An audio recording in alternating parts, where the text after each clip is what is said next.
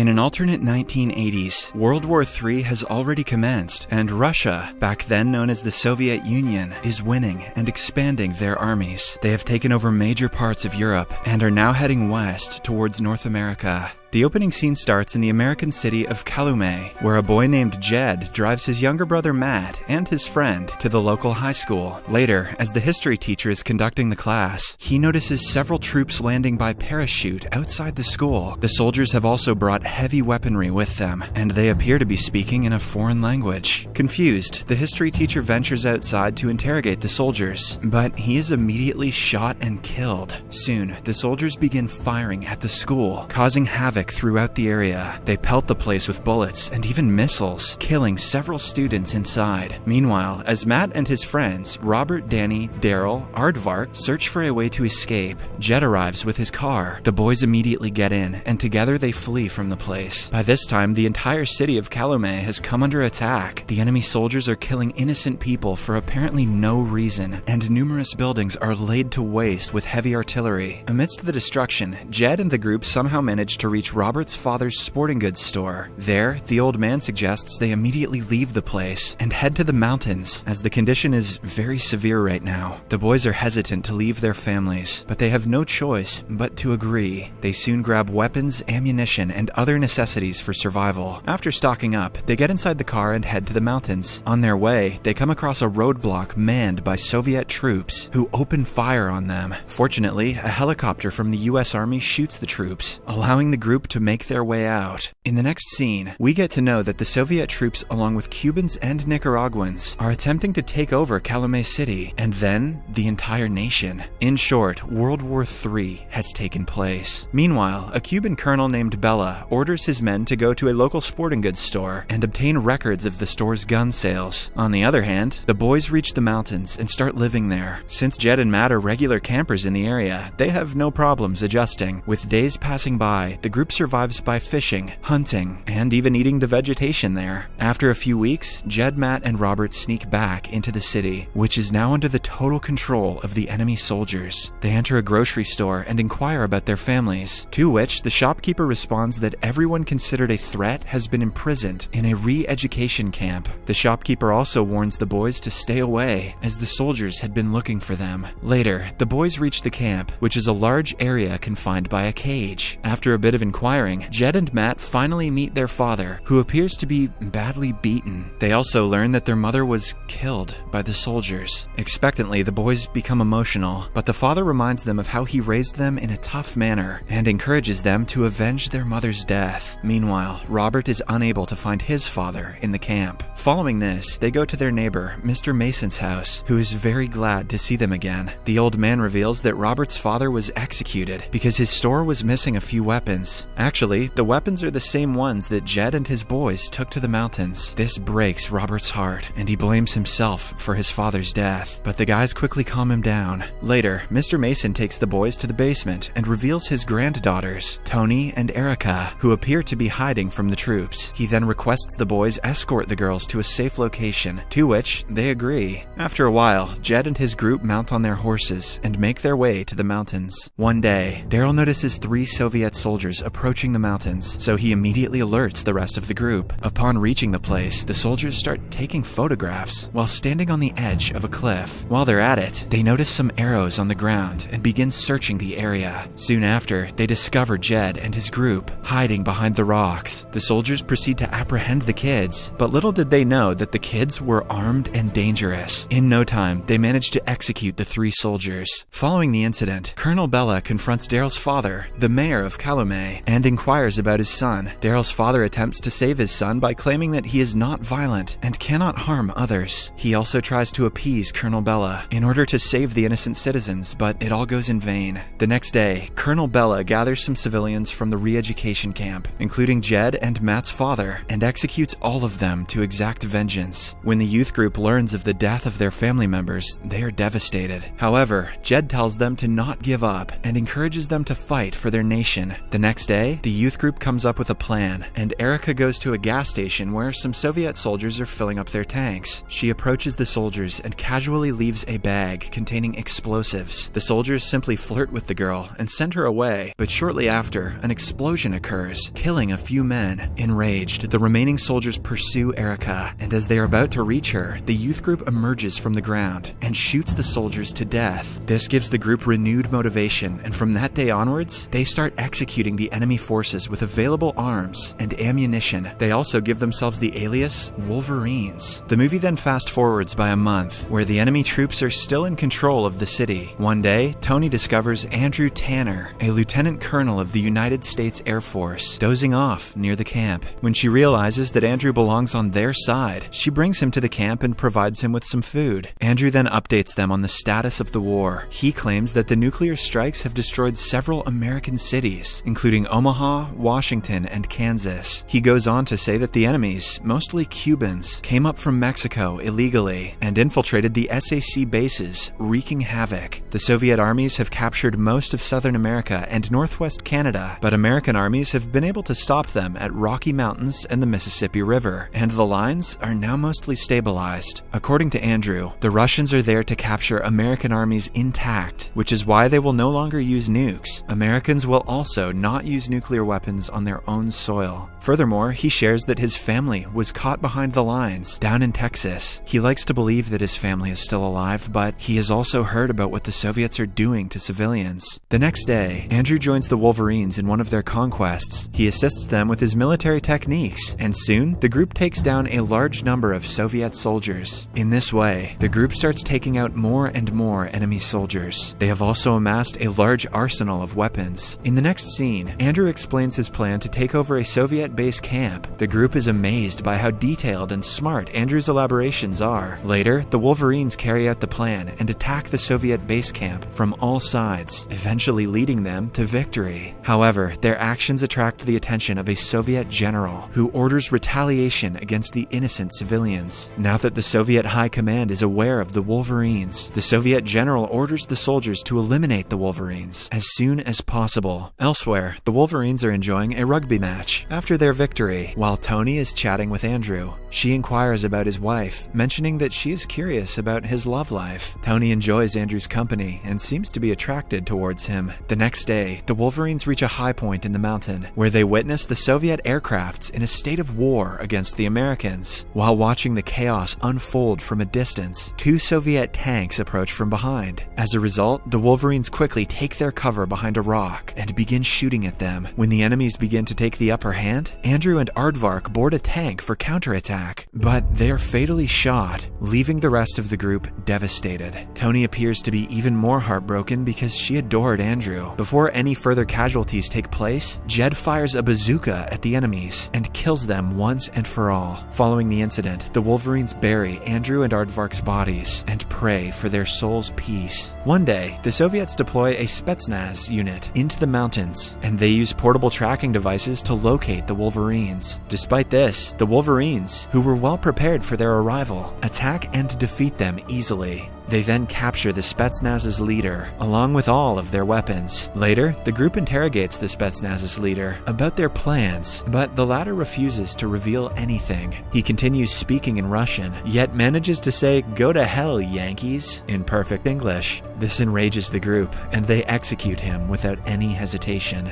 Damn, they must be Mets fans. Following this, the group examines the dead bodies of the enemy forces and finds the portable tracking device. They discover that the tracking device is pointing at Daryl, indicating that he is the source of it. Jed confronts Daryl, who then admits that the Soviets apprehended him after his father turned him in. He goes on to say that the Soviets forced him to swallow a tracking chip before releasing him to join the Wolverines. Daryl begs for his life, but Robert, who learns that the others don't have guts to kill their own friend, shoots him for his betrayal. Later, the Wolverines reach a new location, from which they can keep an eye on a group of Soviet trucks transporting food. Matt is about to fire a rocket launcher at the soldiers, but just then, the soldiers unknowingly drop some food boxes. The Wolverines, who are starving at this point, decide to abort their mission so that they can retrieve the food and eat it voraciously. They appear to be happy to eat normal food after such a long time. However, their happiness is short-lived, as the Soviet helicopters swiftly approach them. The Wolverines catch wind of the impending danger, but it is too late. In no time, they are pelted with heavy fire, causing Tony to be shot. Although severely outnumbered, the group still manages to fight back. Soon after, Jed carries Tony on the horse, and all of them begin to escape. In the process, Robert manages to take down one of the helicopters, but he is soon executed by another one.